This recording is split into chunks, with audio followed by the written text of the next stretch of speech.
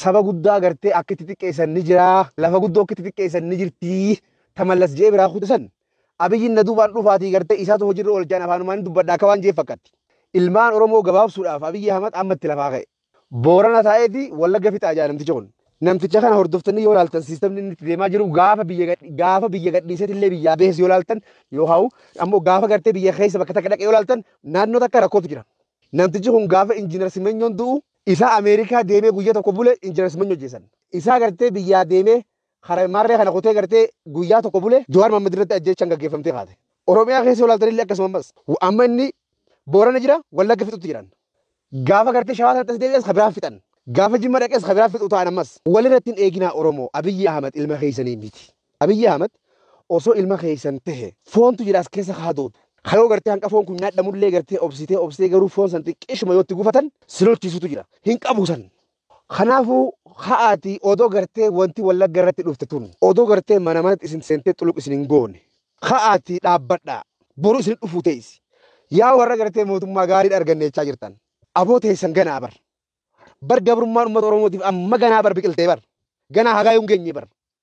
dhugaan isinitti himan Abiyyi Ahmad nama isaa ta'u gabroota gaggaarii wali qabatee Jawaar Mohaammed wanni gartee akkana Jawaar isa godhe maangaa isaa tana nutillee gartee maangaa akkasii nu uumuu qabdanii jechuudhaani ijoollee gartee keesii malee UN akkanuma laaltee aboo ijoolleen turroorootti jiraatan dhuga qabdi jedhanii gartee guuranii kanaa gannaqan bifuma isaanii ilaalanii akka doktor buufaafa akka gartee ilma Ashaa Hassan san kanaa jirtu garee lama ta'ee fittaasoo tokko hoggoo asii Oromoo goje if jedhaa jiru san ilma Ashaa Hassan san warra akkasiisan taayyeetti bobbaasanii kanneen guurii ilmaan Oromootiin afajaajjeessii jeeni Abiyyi Ahmad gama kaaniin ilmaan Oromoo irratti jenosaayidii gaggeessaa jira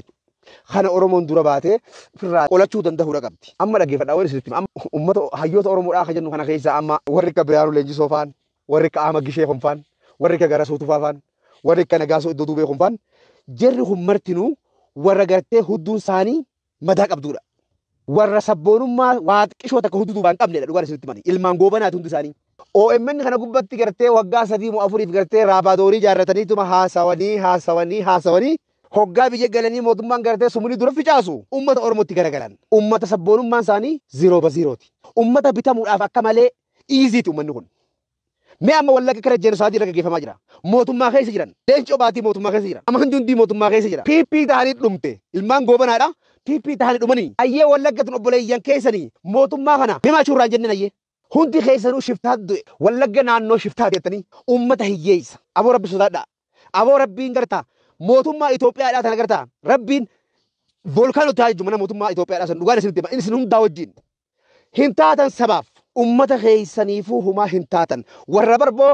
raabaadorii OMN dhiiftanii gaggaltanii finfinnee tana galtanii bar bilisoomne warra jee barsin bilisoomne jirraa warra jee bar kursii gubbaa tatteessanii nama gartee Oromoodhaaf dubbatu mormitan akka gartee abbaa Itsaayyee faan taa'aa turan san tatteessaniiti har'a nama Oromoodhaa dubbatu mormitan sirrii miti akka gartee Abiyyi deemu kanaa sirriidha jettanii goobanaa ilmaan goobanaa ta'uu tanaatu isiniif ragaadha jechuudha dhugaan isinitti himan hin taatanii bar foon keessa jira nafxanyummaan hin taatan dammaqaa piliis namni Oromootti beeku gartaa kan miidhame haroorroon irra geessi masaraa mootummaa keessa hin jiru hin taatanii bar foon keessa jira nafxanyummaan hin taatan dammaqaa piliis